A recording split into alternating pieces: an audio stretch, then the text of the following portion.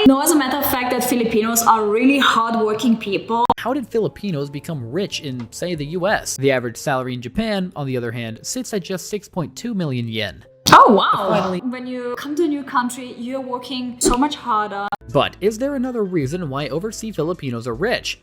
Well, yeah, how are they earning more?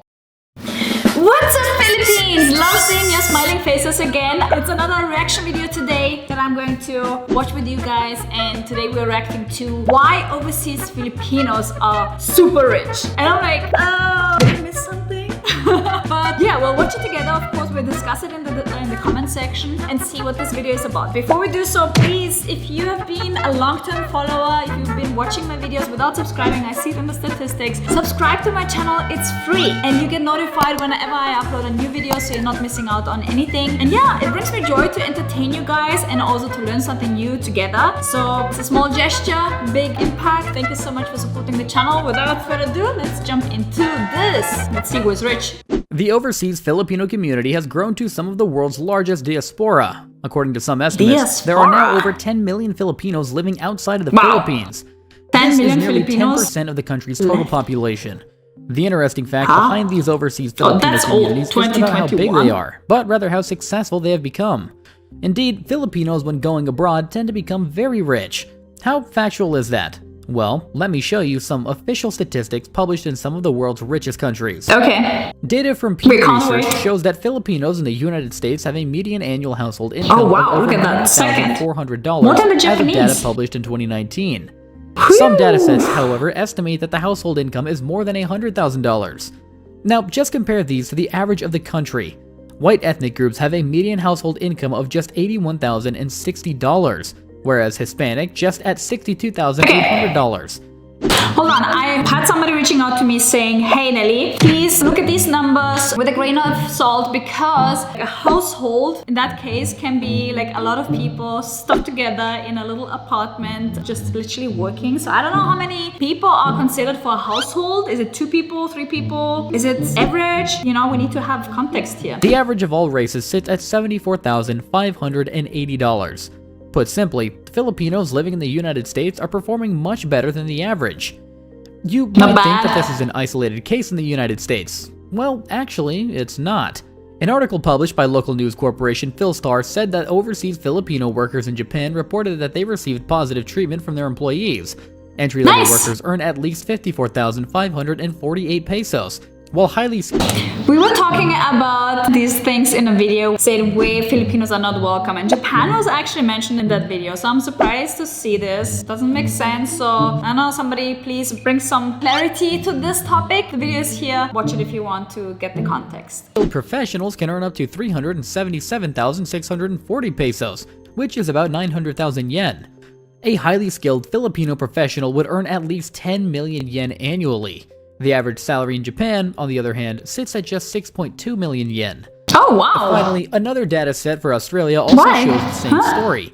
Filipinos in Australia have long been in the country like in the US or in Japan. There were around 700 Philippines-born people living in Australia around the 1900s. By 2016, that figure was over 232,000 people. Wow, the salary, on the other hand, as of a 2016 census, was $746, and the median individual weekly income for Philippine-born individuals. This compares to $615 for all overseas-born individuals and $688 for all Australian-born individuals. The total Australian population aged 15 and over have a median individual weekly income of $662. Okay. How are they earning more? Like, are they just working 2 jobs, or like, what's the deal? One more research which is particularly interesting was conducted by London-based financial company ETX Capital, which saw that Filipinos are also in love with businesses. The research revealed that Filipinos lead with 5,090 business owners, accounting for 2.64%. That makes a big difference. Following them are the Chinese with 4,178 business owners, or 2.17%. This means they all took the Chinese. That's great. Businesses in the United Kingdom. Go Filipinos. So, where does this leave us? Well, from all across the world to the US, to Australia, Japan, and the UK, Filipinos have become high earners or have become business owners. This is why, and arguably the strongest reason, why the Philippines receives a massive sum of overseas remittances every single year. As a matter of fact, in 2022, the Philippines was the 4th largest source of remittance recipients, receiving over $38 billion. Okay, just for understanding, a lot of people go abroad, go to like seek better opportunities and also to support the families back home in the Philippines. So that's why the money that they earn abroad comes back to the Philippines. They are just behind India, China, and Mexico, which Wow, are that's insane. obviously higher Four. due to the size of their overseas community. But they are not much far Insane. behind. China, for instance, ranks third, which has a remittance value of 51 billion. Wow. Yet the overseas Chinese community far outshadows that of the Philippines. Thus, the economic impact of overseas Filipinos in the local community is indeed significant. But the question here isn't about their economic impact, but rather, how? How did Filipinos become rich in, say, the US? The US is the best place to Okay, hold on. Rich is just like a very specific definition. I wouldn't say these numbers would say that they are rich. They're just like high earners. Because if you're rich, you're making, I don't know, like $1 million per year or something like that. I don't know, 500,000. gather information due to the availability of data. Let's go into more detail about the US. The more important reason why Filipinos tend to become more successful in overseas countries is really just because of education. Nice. Migration is a very expensive endeavor. Yeah. And that is not something that anybody can just afford. It takes a lot of money, time, and expertise to do so. Migrating to the United States is difficult. Some of the visas that that's overseas true. people try to take on nowadays are related to employment, particularly for skilled workers. One of the primary routes is through the H-1B visa, which allows US companies to employ foreign workers in specialty occupations.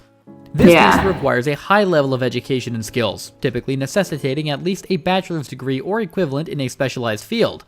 Yeah, and I also believe that with the new government that we have since January 2025, it's going to get even harder to immigrate to the US. So, Put it simply, only the Let's see how best that and goes. the brightest Filipinos actually make it abroad. People from lower class do not have access to this opportunity, as they may need to focus not only on feeding themselves, but family. yeah. They cannot risk going somewhere unless it is very much guaranteed. The only Filipinos who can go abroad but still have a lower class income are typically the ones who go to the Middle East. They're the ones who don't perform higher than the average salary. They go there because low skill is needed. But that is the difference from someone migrating to the United States versus someone who Very works in the Middle East. true. In the US, Filipinos living in poverty is Didn't just see it 7%, that way. which when compared to all Americans is over 13%. That too is because their educational attainment. Just take a look at all Americans and their educational attainment. Over 39% of all Americans have graduated from a high school or less, and only 20% of all Americans have attained a bachelor's degree. Wow. That is very, very low, especially when compared to Filipinos who are Yeah, born look at that. overseas It's or in the just- United States. Over 41% of Filipinos who are foreign-born and who are in the United States have a bachelor's degree. Only 22% of these Filipinos Education have a high makes school a diploma or difference. less. Their educational attainment in having a bachelor's degree is double than that of the American Yeah. population. This is again because of the fact that they were already educated in the Philippines or somewhere else. But there's another interesting data set that can make us believe that it's all about educational attainment. Within the United States, Filipinos are not only successful people, they are mostly Asians on average. Asians from India to China have all become very successful in terms of household income. Nice. Data from the United States Census shows that the median household income of Filipinos is $109,000, making them the third highest just behind Indians and Wow. Taiwanese. Now, what makes this Not rather bad, special? but also if you live in the US, living costs are rather high. So that might look great on paper, but if you live in the coastal areas, somewhere like California or New York or Florida, Is that the living costs Filipinos are are so still the high. third largest. They are higher than Chinese, Koreans, Japanese, Indonesians, Thai, Vietnamese, and a long list of other ethnic groups. So, why? Well, an answer can be found in Los Angeles. LA is home to the largest Filipino population of about 500,000. LA, or Whoa, that's California in insane. general, is famous for being employed in the healthcare Look sector. at those. This is seen specifically in the nursing profession. Any people from A these 2016 cities? survey of Let me know in the California comment registered section. nurses reveals that Filipinos constitute the second largest group within the state's active RN Wow, workforce, that's insane. accounting for nearly 18%. This representation is So if I go to California and I do a meetup, some people will show up, I guess. 500,000, that's a even lot. higher among younger nurses, with nearly a quarter of nurses aged 35 to 44, and more than 1/5 of RNs aged 45 to 54 being Filipino. This profession is highly paid within the United States. Registered nurses have an annual salary of over $133,340 in California, which is 49.7% higher than the national average of just $89,010. The very same story is seen not just in California, but in all across the world. There are so many Filipino nurses from Australia to the United Kingdom across Europe. This can explain why Filipinos have a higher median annual household income than most in the United States, due to their profession and educational attainment. But is there another reason why overseas Filipinos are rich? Well, one can also think of it due to their families back home. Overseas Filipinos send a substantial portion of their earnings back to their families in the Philippines. That's what I Improves say. the living standard of their loved ones and supports the local economy. This showcases that they must work not only for themselves, but also for their families, which pushes them to work even harder. Moreover, as a migrant, Filipinos, or any migrants in general, do tend to work harder than the normal population. It is easy to compare just how much a person can make in the Philippines than one can make in the United States. This is why they would rather work hard in the US and not in the Philippines.